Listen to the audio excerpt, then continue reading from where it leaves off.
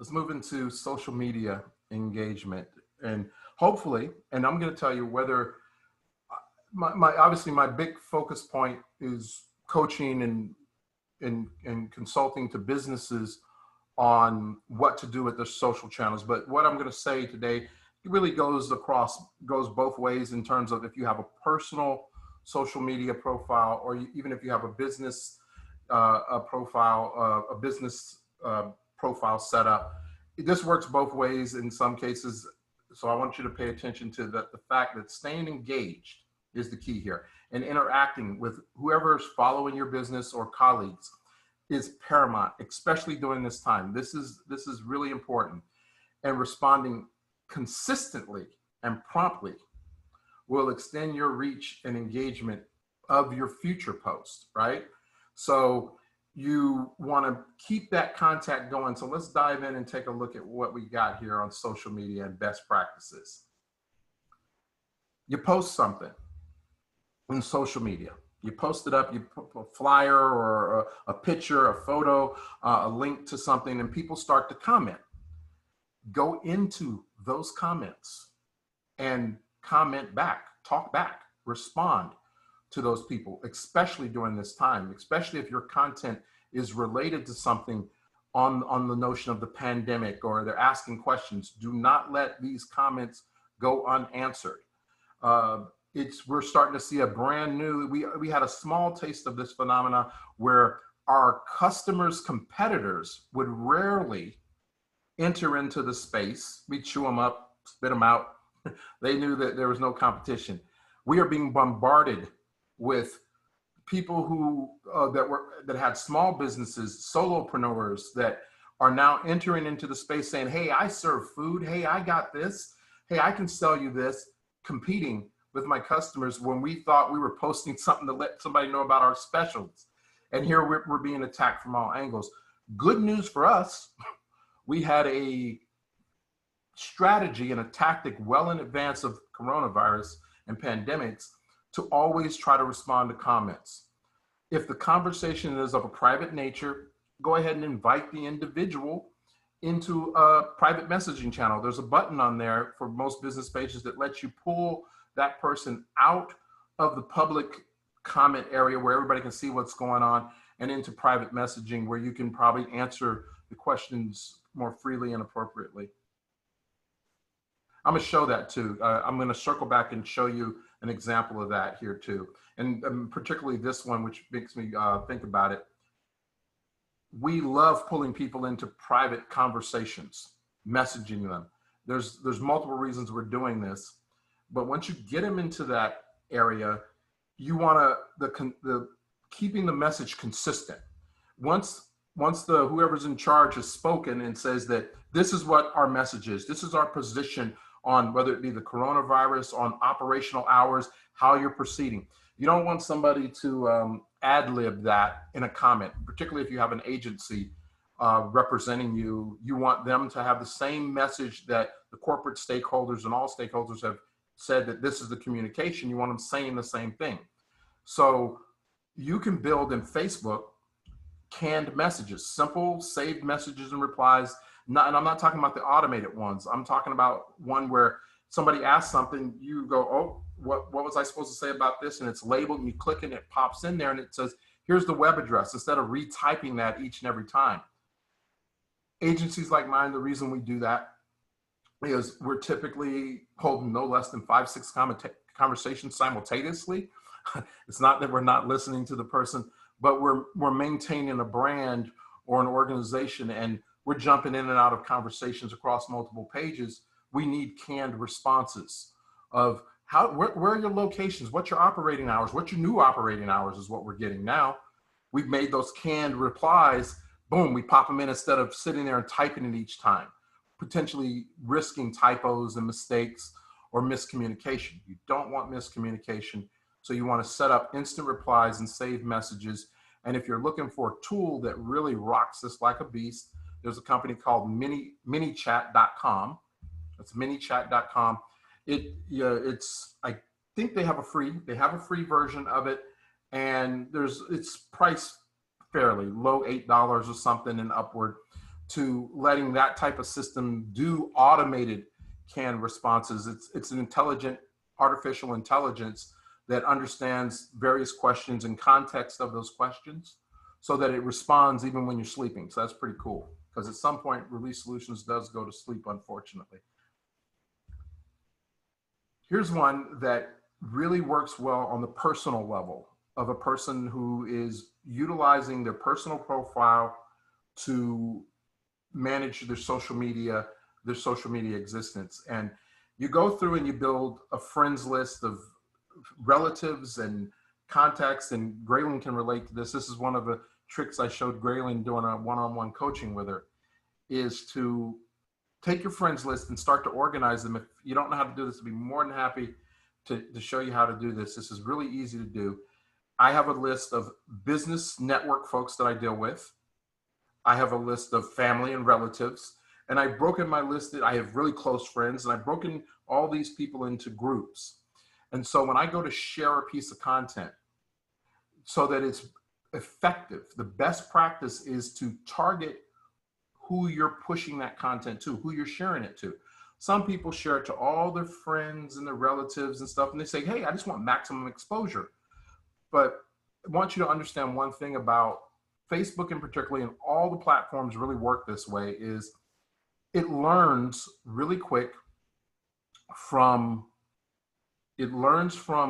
how your audience is engaging with your content. So as an example, I like to tell this one because it often gets a laugh, but if you share it with your mama and your mama don't like your content, then what ends up happening is Facebook looks at that and says, your mama don't even like you, okay?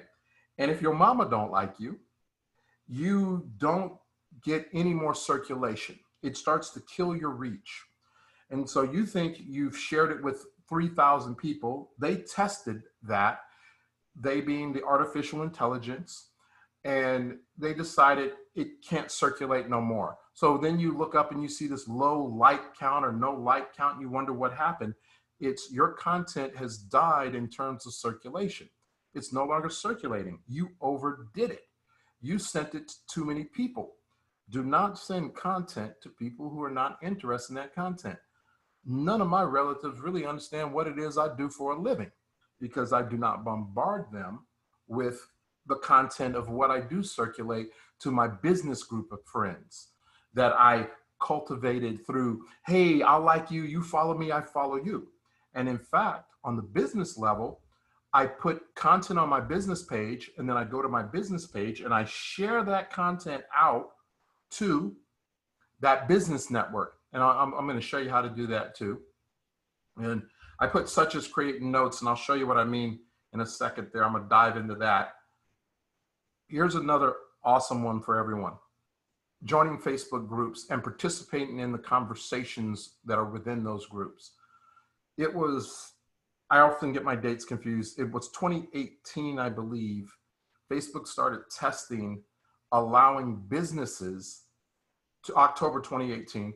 They allowed businesses to join groups. And before that, the only way you could join a group is you had to personally use your personal profile to join a group. That was challenging for us that were managing social media profiles of businesses, and we knew we needed more reach and circulation of our information. So we would either have to join the groups ourselves or get the login credentials of our customers and use their profile to push it. Well, now pages, and it's been a minute, like I say, pages can join Facebook groups. What does this do? Well, let's say you have a relatively small group of followers for your business page, 100, maybe 50, small number. You can take your content that you just created and push that content, share it into the groups that you're participating in. Now, these groups that have 10,000 followers and 6,000, 4,000, you're not going to get exposure to the whole group because it's based on that does your mama like you theory, right? So as you share that content into those groups, Facebook takes a look to see how individuals in the groups are interacting. The more people that interact, which is engage, like, comment, share, The more people that interact with your content, the more people Facebook will show it to. They want content that sticks. So to keep people on longer, even though they say the opposite in TV commercials, to keep people on longer, because that's how they make this network run. It's all about ads. So to keep people going longer, they want content that sticks. So if you share that into groups and you start to get the engagement, you get a couple of big wins out of this. One, you get your content not only reaching people in the group, but because the content is basically in Facebook's eyes compelling and great, you get a deeper reach into your current fan base that you probably couldn't touch before. So groups, you join the groups. When you go into your business page, if you look on the right-hand side on the desktop, you got to kind of pull yourself away from that mobile for those that love to be on the phone. Get into the desktop, load up your business page, look over to the right-hand side of the column, and I'll show you this. And you'll see the groups that Facebook is suggesting your business join. You can, in addition, go hunt those groups down and join other groups yourselves. You don't want to be spammy. A lot of them have rules. You can't take your advertisement and buy 6 of this and 8 of this. You need to be informative and engaging and align it with what the group's interest is. But if you have content that is educating, we have a good number of clients right now that are looking into the educational sector and have things to offer to help the children that are at home, tutor them and give them information. If you got events that have that going, that is perfect information to share into those groups. So you have to join groups in order to get it. And don't just join the group and push content in. Take some time, an hour here, a week even, to go into the groups that you joined and comment on other people's content. You'll be surprised what you find. That is the best practices of social media that I could think of. Little key walkaway points if no one has any questions. Social media is not your friend. This is a multi-billion-dollar business. Most of them are in the heavy hundreds of millions in terms of what they make in revenue. Their goal is not to take your content and give you a free ride with it. They use artificial intelligence to determine a lot of factors. It is an uphill climb, but you can win it if you keep your content engaged. You'll hear it no matter how many conferences you attend that talk about you have to be engaging. Nobody defines what that really means. We used to use engagement bait. Give me, if you like this, you'll be blessed, and share this and you'll be blessed. And forget that. Make the content something people want to engage with. If you're struggling to make that happen, turn your sites into video. Video has an automatic engagement factor because I often tell people there's the look, there's a like, comment, and share is the 3 important on all the social channels. But with video, on most of the social channels, there's the factor of stare, where they sit and watch your video. They might not like it, comment on it, or share it with others, but if they watch that video for more than 3 seconds, you have connected up to them, and that connection is you now can track them, which we'll talk about, I think, in the next slide, about tracking people beyond just getting the content to reach them and what you do with that tracking. So if no one has any questions. Hey, Ken, I have a question. Yes. What are the best apps or sites to use for scheduling content? Oh, I have that. Go ahead. I'll let you finish. No, I'm sorry. Go ahead. I have that on the list. Part of one of our agenda items is to go over scheduling. Now, I think if I remember when I put it together, I didn't point out, yes, I did. I'm sorry. I pointed out some specific low cost, no cost type solutions that let you schedule, because absolutely scheduling is king, and you'll see me mention it in this presentation. However, there's a little carrot to it when it comes to Facebook groups, right? If the group isn't yours, meaning you're not the owner of the group, which is a hint to those that own Facebook business pages, you can actually create groups yourself that people join, which means you can schedule content to post in those groups. But Facebook knows that some of us marketers are really bad. And the second they turn on scheduling posts into groups, I'm gonna break Facebook, okay? Because that would be awesome, but they want it to be with groups online. They want it to be more natural. That you put up some content and now you found it. You were looking through the news feed. You found it. Now you're sharing it to the group. So they limit your ability to schedule in groups, but scheduling is one of the best practices for social media for sure, because it's hard to be up at all times, day and night, and finding content. Talk a little bit about boosting your content on social media. There's a question that came in that wants to touch into boosting. I think the next slide here will definitely touch into boosting and into social media. Is there any more questions on it? Because I like these questions about the scheduling and the boosting. And this means I've read your mind, and I'm going to jump. Kenny, I do have a quick question. Yes. You know how Instagram's algorithm changed, I believe last year, and your content is being not hidden, but not everyone can see it on your feed anymore. Mm-hmm. How do you like help? I guess the same thing, like not boost it, but like once you had that engagement, now you don't have it anymore, or it's very like fluctuating depending on the kind of content that you post. How do you like leverage that, I guess, to have your content seen by more people? Because some people have like 100K followers, but only 15,000 get their actual content on their feeds, for example. Like, how do you make that happen, I guess? How do you make it jump off? So constant changes. If you even think that if I spent the time studying really quick what the algorithm, and I have enough data that I pull in to learn really quick over some time how this algorithm is thinking. However, the second you think you have it learned, they change it again. And they're changing it obviously because the platforms continue to grow with the number of subscribers. I think Instagram is up to 1 billion now.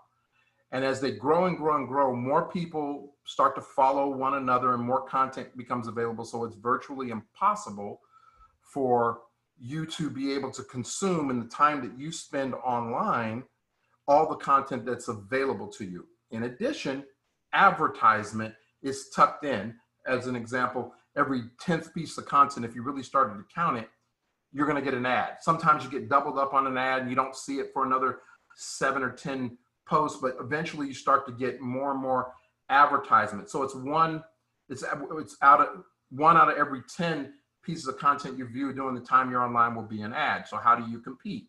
How do you get through? How do you make your content stand out? Mm-hmm. Instagram. Instagram, I'm Dee, one of the team members I have is Dee. She's a big fan of hashtags. She's our hashtag expert, right? And hashtags that are related or more relevant to your content and to what your followers follow. Keep that in mind. This is hard to figure out what your followers are following in terms of hashtags.